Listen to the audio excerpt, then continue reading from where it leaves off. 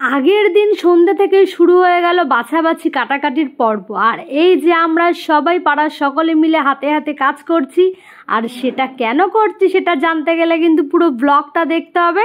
তো আজকের ব্লগের স্টার্টিংয়ে আমি কিছু বলবো না, আমার পাড়ারই একজন কাকু আছে তিনি বলবেন। তো দেখো, আমাদের কালকে একটা চড়ুই ভাতির অনুষ্ঠান আছে।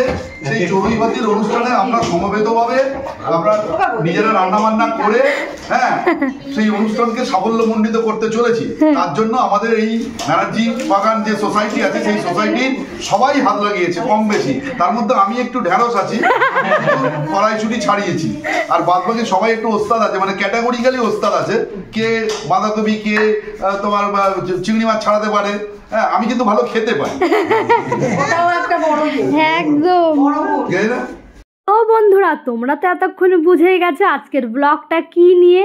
তো হ্যাঁ, পাড়ার সবাই মিলে আজকে পিকনিক করছি। তো তার জন্য দেখো আগের দিন রাতের বেলায় সমস্ত কিছু কেটে কুটে গুছিয়ে রাখা হয়েছে। আমি আলু ঝুলছি, আর এইদিকে আমার শাশুড়ি মা এতগুলো চিংড়ি মাছ কেটেছে, মানে ভাবাই যায় না। আর এদিকে দেখো তিনজনে মিলে বাঁধাকপি কম্পিটিশনে লেগে গেছে, কে কত তাড়াতাড়ি বাঁধাকপি কুচাতে পারে। তো কাটাকাটির পর্ব শেষ করে এবার একটু আড্ডা দেওয়া যাক। রবীন্দ্রনাথের একটা কবিতা আছে, জল ঢালে ফুটা পাত্রে বৃথা চেষ্টা তৃষ্ণা মিটি মারে, কহিলা দেখিতে হবে কতখানি দিলে তবে ভিক্ষা জুড়ি ভরে একেবারে। কোনদিন পূরণ করতে পারবে না। ঠিক আছে তো? একদম। তাহলে কি চাইছিস বল, কি চাইছিস তোরা বল। তরকারি আর মিষ্টি আমার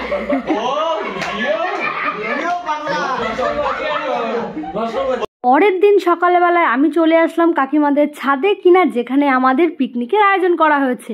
আর আমি এসে দেখছি সমস্ত কাজবাজ তো রেডি হয়ে গেছে, কিন্তু আমার তো খুব খিদে পেয়ে গেছে। তো এদিকে এসে দেখি একটু কচুরি তরকারির ব্যবস্থা ছিল।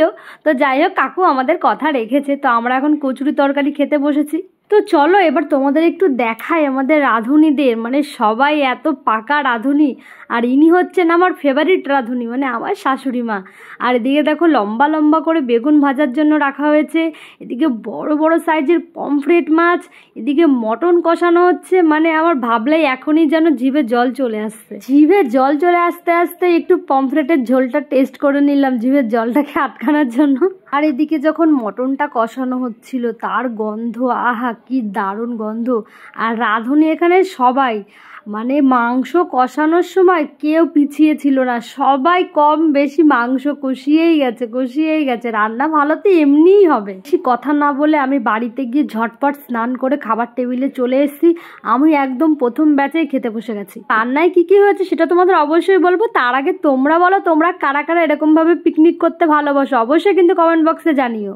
দিয়ে দিল একটা লম্বা বেগুন ভাজার সঙ্গে গরম গরম ভাত আর ভেজ ডাল, লেবু দিয়ে মেখে দারুণ খেলাম। তারপরে ছিল বাঁধাকপি দিয়ে চিংড়ি মাছ, আহা অসাধারণ।